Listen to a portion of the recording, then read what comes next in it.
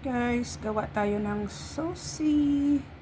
Yan yung ating ingredients.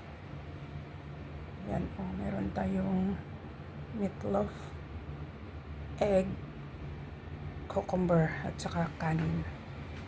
Ito yung ating i-roll mamaya.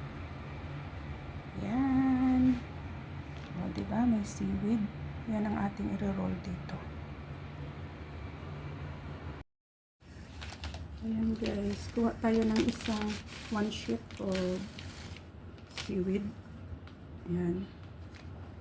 Tapos, meron siyang ano pala guys, rough ba? Tapos ito shiny siya.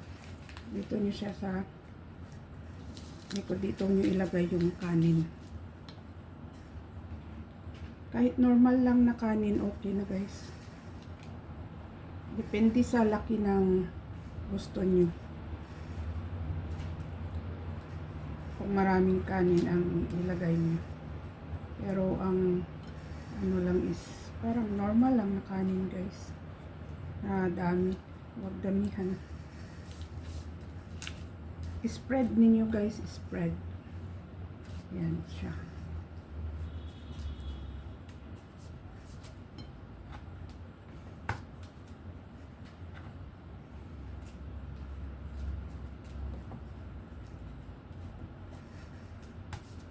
Ito lang yung aming dinner ng aking alaga. Kasi dalawa lang kami kakain. Kaya ito lang yung aking menu for today. Saucy. A very simple saucy. Minsan nilalagyan ko dyan ng crab meat. Pero ngayon, wala. Yan. Dugtong natin yung dalawang cucumber. Wow! Ano natin. Tapos yung itlog, yung egg. Kailangan malinis yung kamay nyo guys ha. Ganito. Ano ko na siya eh. Ano ba tawag dyan? Slice ko na siya. Tapos itong beef loaf. Ay, hindi pala. Pork pala to. Yan. Ganyan na siya guys. Tapos pinasa natin yung kamay natin kasi oily. Tapos guys, gano'n ninyo siya guys. Oh. Yan. I-roll. O diba? I-roll ninyo.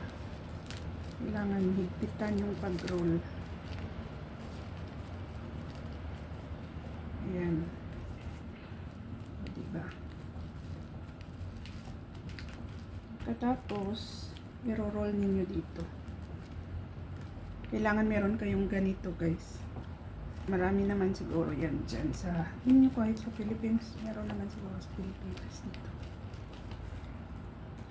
Ayan na siya, guys. Yan. Tapos, i-cut natin to. I-cut. Yan, meron akong nagawa. Yan.